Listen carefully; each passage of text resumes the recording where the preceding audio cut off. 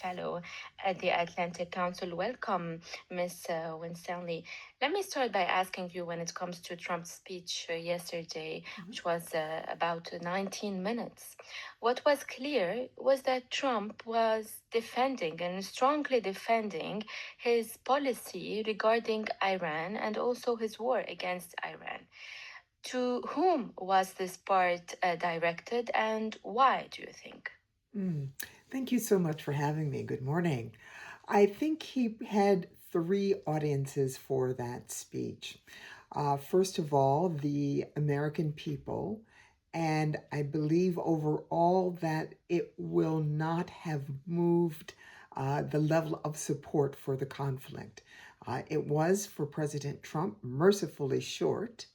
However, the same contradictions that we have been hearing for the past month plus were in that 19-minute speech.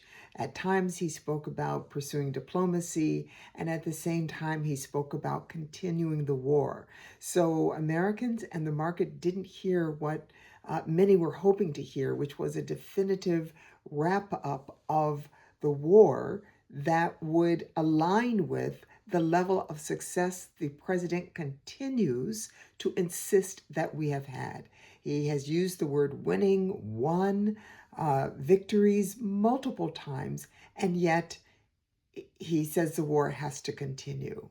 I believe many Americans would have been disturbed by his reference to bombing Iran into the Stone Age. That sounds like collective punishment.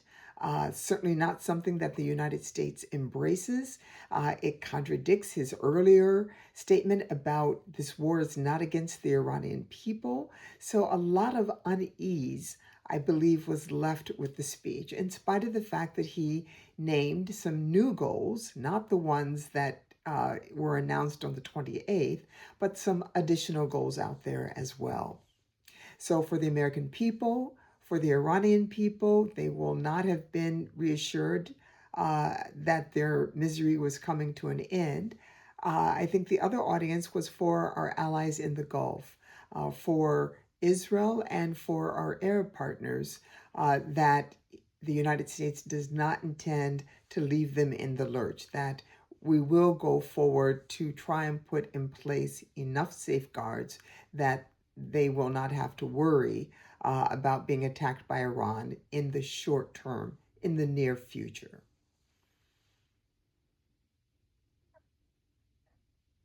Regarding the war and basically the time of the war, the latest statements a few days ago said that it was basically a few weeks and then the war will end. And after the beginning of the war, more than 1 month, they always postpone this time. But according to Trump's statement, he did not say any timeline, and people were actually waiting for him to say when the war will end. So, about the ambiguity of the timeline of this war now in Iran, what can you say about this? I can say what we all saw during the speech. The president was not definitive, but his words did indicate that he knows this war is not well supported, that the American people do not have confidence in the political leadership, not the military leadership, because we have all seen the military success, but the political leadership. Why did we do this now? What are the goals and how do we come out of it? Certainly, the early reaction of the markets was not a positive reaction. Oil prices went up and the markets went down. That reflect that continued ambiguity that the president keeps giving the American people and indeed the world.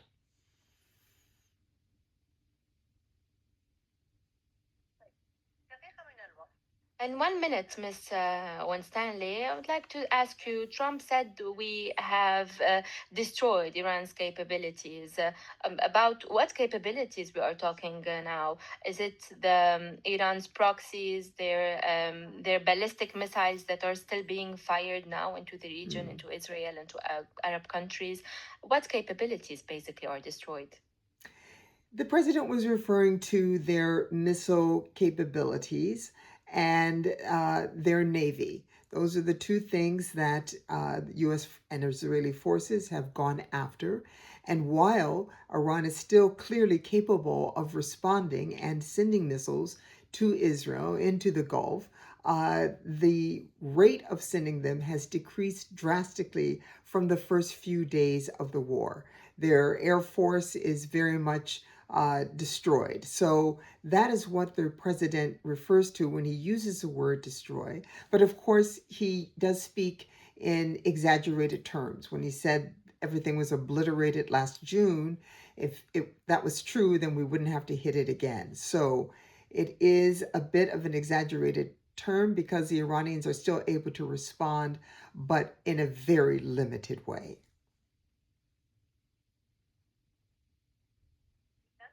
Thank you so much from Washington, Ms. Gina Winstanley, Senior Fellow at the Atlantic Council.